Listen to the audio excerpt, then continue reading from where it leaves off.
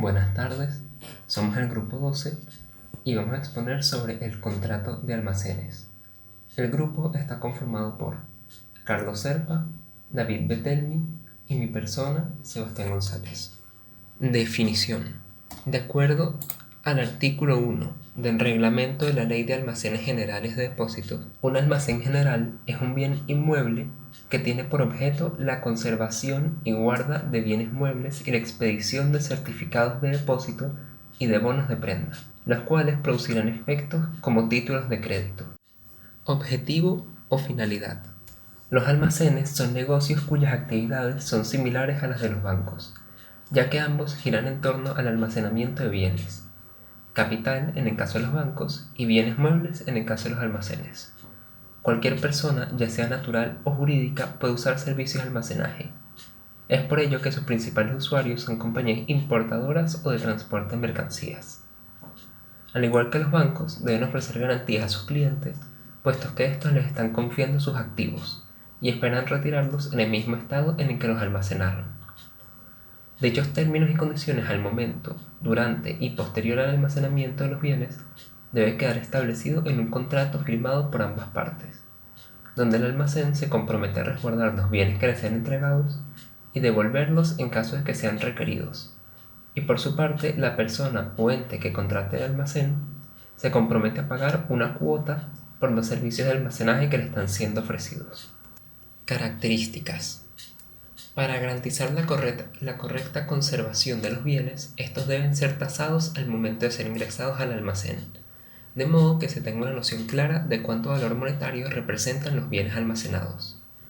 A la hora de almacenar bienes en el almacén, estos deben otorgar al contratante un certificado de depósito, que debe corresponder una póliza en la que se especifiquen los bienes depositados. Este certificado identifica a quien lo posea como dueño de los productos especificados en dicho documento.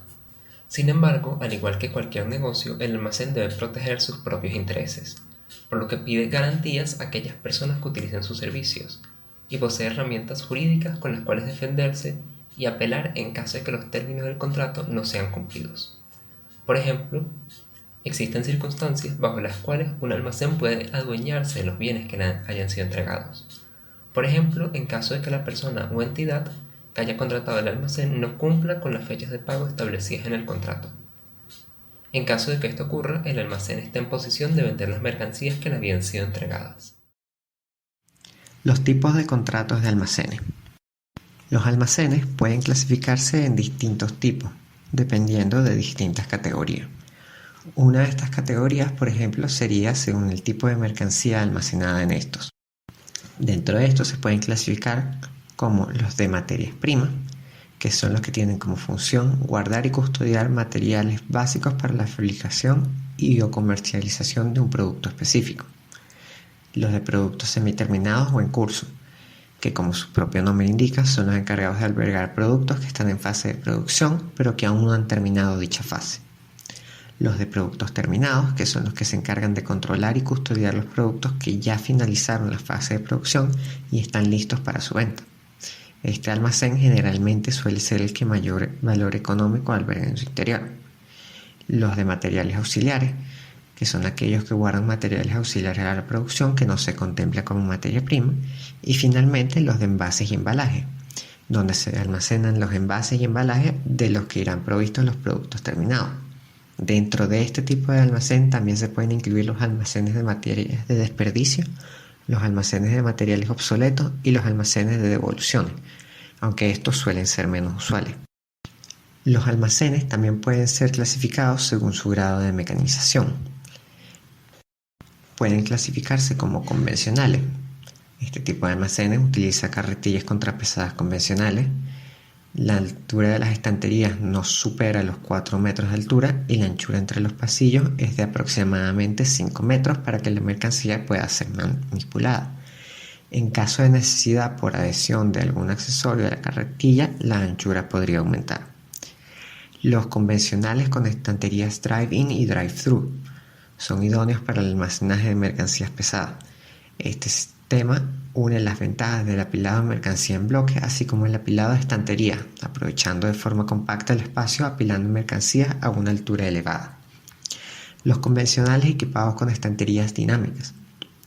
Estos ofrecen la posibilidad de incorporar motores reductores o cilindros de aire para el accionamiento del desplazamiento. Los almacenes convencionales equipados con estanterías dinámicas están pensados para seguir el principio del almacenamiento FIFO, First Input, First Output. Y los de alta densidad son aquellos que requieren estanterías adaptadas a las dimensiones de los bultos que albergan las mercancías. Este tipo de almacenes, debido a la dificultad de movimiento de materiales por su peso y densidad, implica el uso de maquinaria específica y no convencional. Otra forma de clasificarlos sería según el tipo de recinto.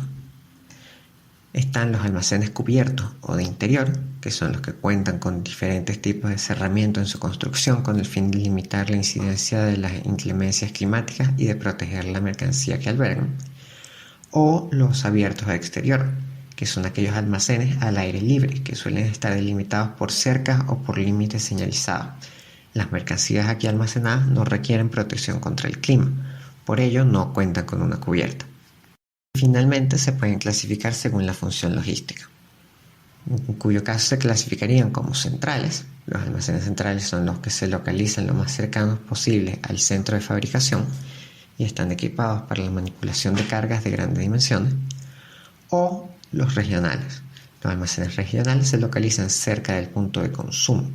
La elección entre los almacenes regionales y los centrales dependerá del tipo de carga y de la estructura de costes de transporte de la empresa en cuestión. Leyes o artículos relacionados. El primer artículo relacionado es el artículo 1 del Reglamento de la Ley de Almacenes Generales del Depósito de 1940.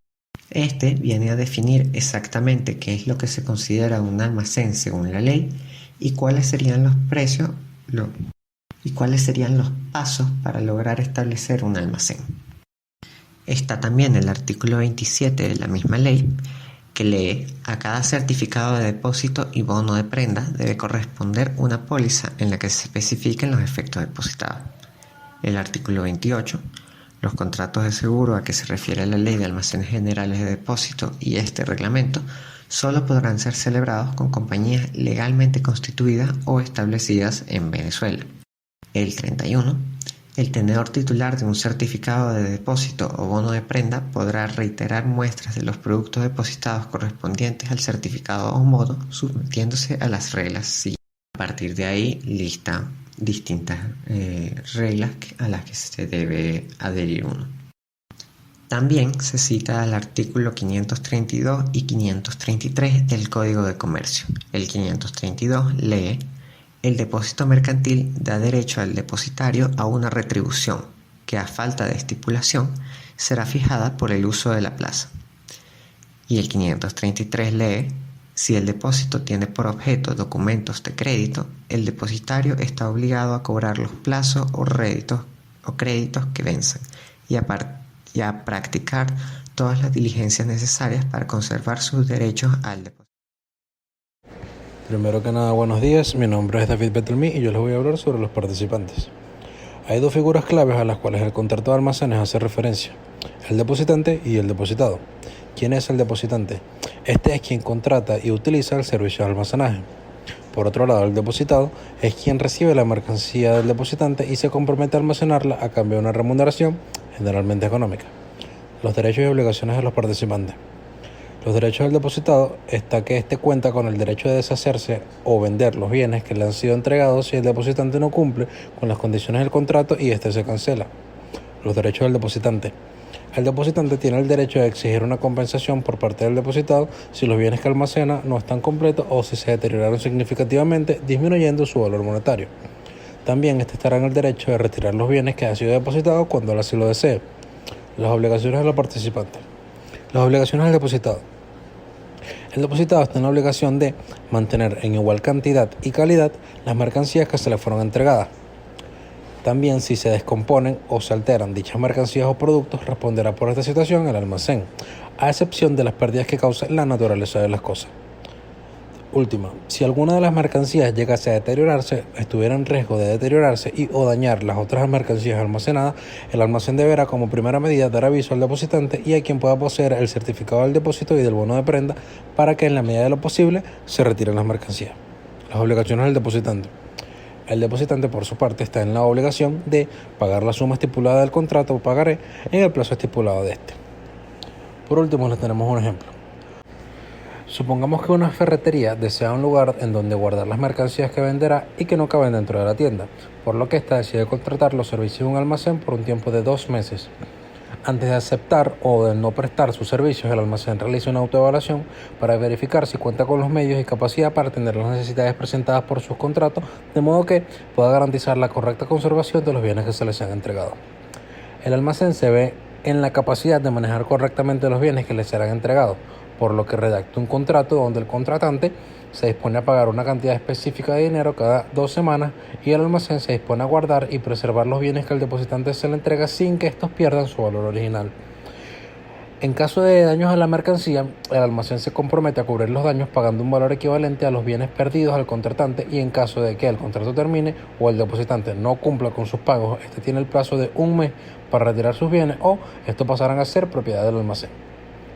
La ferretería hace entrega de sus bienes al almacén, el cual procede a tasarlos para determinar cuál es el valor de la mercancía que se le está siendo entregada. Una vez tasados los bienes, el almacén los guarda en uno de sus depósitos y le otorga al depositante un certificado de depósito que lo identifica a este como el dueño de los bienes almacenados en el mismo. Además, el certificado cuenta con datos como la cantidad de bienes depositados, su naturaleza y su valor monetario. La ferretería cada 2 semanas le paga la cantidad acordada al almacén y este cuida de los bienes que le fueron entregados. Sin embargo, ocurre un incendio y la mitad de la mercancía de la ferretería se pierde.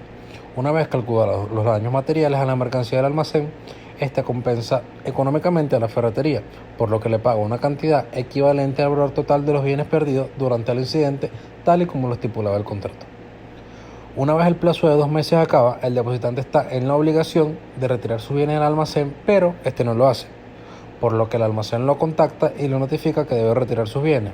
Pero transcurre un mes y la ferretería no viene a retirar los bienes que depositó, por lo que estos pasan a ser propiedad del almacén, que decide venderlos para liberar el espacio.